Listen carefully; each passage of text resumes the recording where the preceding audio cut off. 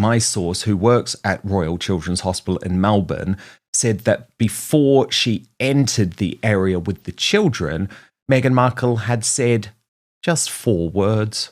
Let's make this quick. So Meghan and Harry just got exposed by an Australian hospital worker who leaked what she really said about sick children. This video breaks down the shocking revelation about demanding appearance fees for veterans events while still working royals, plus their fake charity tour that's enraging taxpayers. Let's break this down. What a humanitarian she is. Not. Thank you.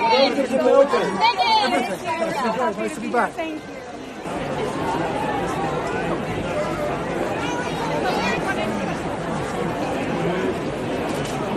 When you understand the sort of the Machiavellian PR moves behind it, that's so cynical, and to exploit these children like that and force them to meet Harry and Meghan. I mean, haven't these kids suffered enough? This is pretty grim stuff for them to be doing. Breaking today, Australians in uproar over the most revolting fake royal tour the world has ever seen. Australian taxpayers funded their 2018 tour to the tune of millions. And now they're paying again for what's essentially a PR rehabilitation campaign. When you're spending public money on private image management instead of genuine charitable work, that outrage is completely justified. Meanwhile, real moral outrage over the fact that young Australian children suffering from terminal illnesses in some cases have been used to try and rehabilitate not themselves, but the reputation of the dastardly Sussexes. Let me tell you though, Aussies take no bullshit, and it's not working. Using terminally ill children as props for photo ops crosses every moral line. Australians have a particularly low tolerance for fake displays of compassion, especially when it involves exploiting the most vulnerable. That cultural bullshit detector is working perfectly here. One woman who was on board Meghan Markle and Prince Harry's Qantas flight told the MSM of the Duchess, "I don't like her at all. Don't come to Australia.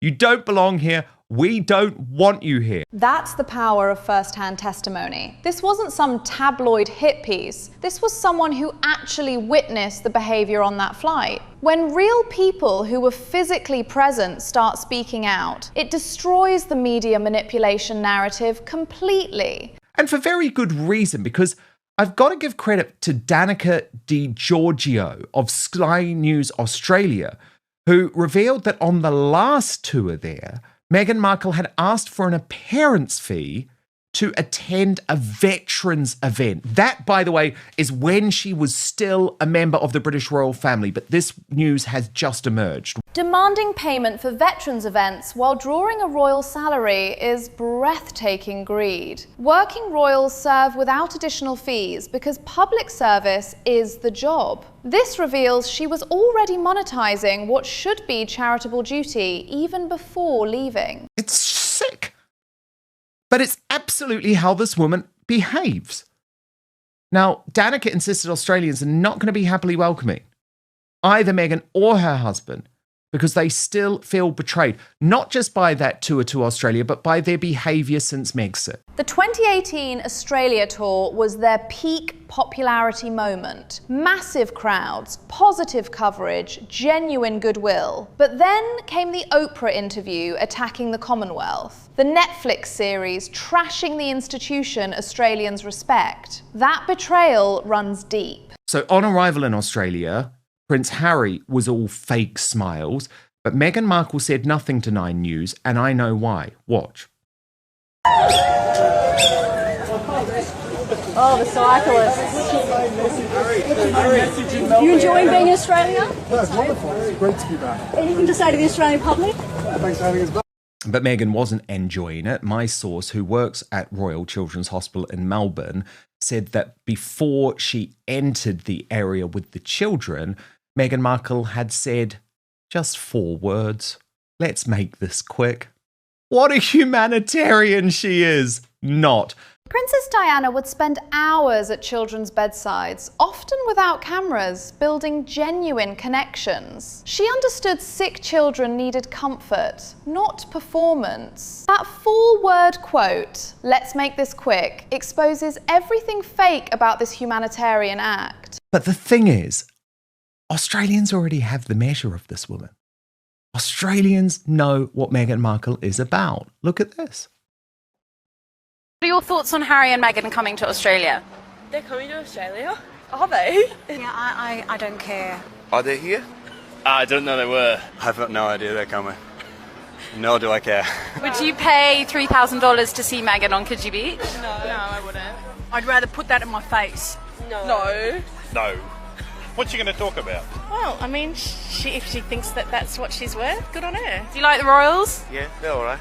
Oh, they don't bother me. We don't know much about them, to be honest, but they're cool. I went to Buckingham Palace. And do you have a message for them? Good stuff, guys. Good to have you here. Great to have you here.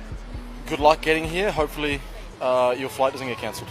Welcome. Hope you like Australia. Yeah. Yeah, I thought you wanted to keep everything on the down low and private to yourselves, but you're doing the opposite. So, interesting. Of course, you could have just flown into Australia like Kevin Costner apparently did this week, with no drama whatsoever, no big public issues. But instead, Prince Harry and Meghan Markle decided to pick a fight with the Australian media in regards to their security arrangements. Kevin Costner managed a quiet arrival because he wasn't seeking attention. But they need controversy to stay relevant, so they leak their own security details, then play victim when media reports it. It's the same manipulation playbook every single time. Their spokesman is accusing Australian media of breaking an embargo, but why did this clown give details about private citizens? That's his fault. And according to Taz, added, wait a minute, Harry and Meghan give their itinerary to the media, then complain the media have endangered them by revealing the details of said itinerary. These two are a constant drama. We know you deliberately leaked your operational planning notes, so pipe down. This is their signature move. Create the problem, then blame everyone else. They gave media the itinerary, probably hoping for coverage, then act outraged when they get it. It's calculated victimhood, designed to generate sympathy and headlines. But Australian taxpayer money is being used for this.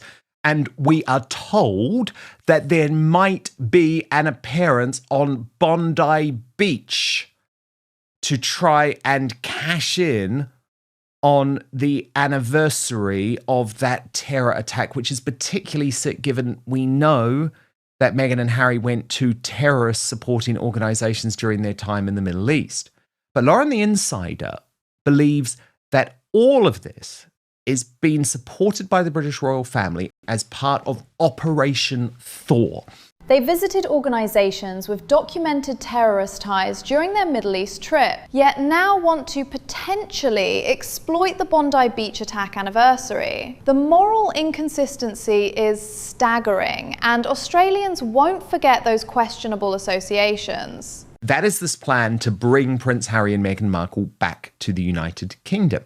And certainly some of the mainstream media reporting from the Royal Rota suggested that was a possibility. Like this from The Sun, how Prince Harry and Meghan's Australia tour could pave the way for a return to Britain amid security rout. No thanks. But Matt Wilkinson, the Royal editor, part of the Royal Rota, writes, Harry and Meghan's tour of Australia this week is set to be the blueprint for a return trip to Britain. Insiders say the trip to Oz, where the King is head of state and royal news makes headlines, will be a dummy run and testing ground for a potential joint tour of the UK. Meghan has not set foot in Britain since she attended the late Queen's funeral nearly 4 years ago, while Harry has said he will not return with his family until they get 24-hour taxpayer-funded armed security. So Australian taxpayers fund this trial run, then British taxpayers are expected to fund their return with 24-hour security. They abandoned royal duties, but want all the perks and protection. It's entitlement on an unprecedented scale. Well, seriously, I mean, they're utterly crazed. They're utterly crazed if they think that there's going to be any good reaction, because look at this. Look at this.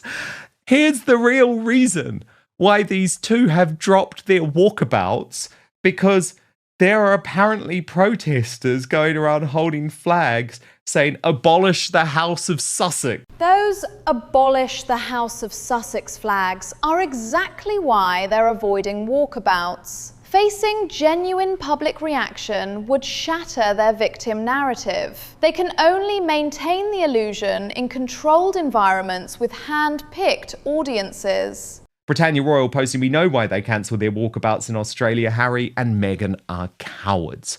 But as I say, it does look like this is part of a wider plan. Here's Lauren the Insider talking about how they are also using this tour to take from the headlines the astonishing revelation that Dr. Sophie Chandoka of the Centre Bali charity is going ahead with an audacious plan to sue Prince Harry.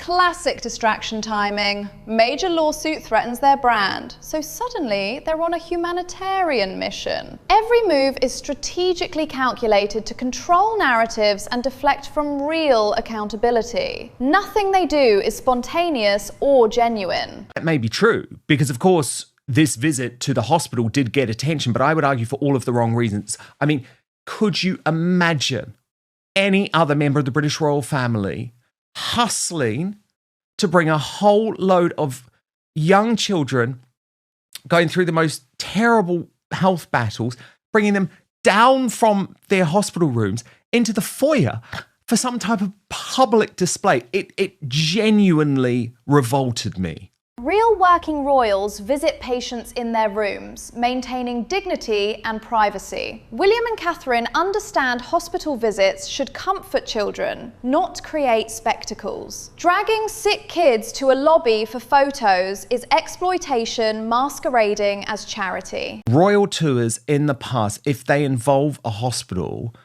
will see the particular member of the royal family going to the hospital bedside of the patients involved, especially if it's at a children's hospital. Although I do point out Princess Diana visited children's hospital all the time without cameras whatsoever, because she knew it would be highly inappropriate to put these types of children in front of the cameras. I mean, I think the expression on these kids' faces showed they were not all too enamored about meeting Prince Harry and Meghan Markle. But for me, the fact that they decided to usher down these kids into the reception for what was a photo opportunity says so much about them, Leo. Genuinely, I thought it was a new low for the Sussexes, and that's saying something.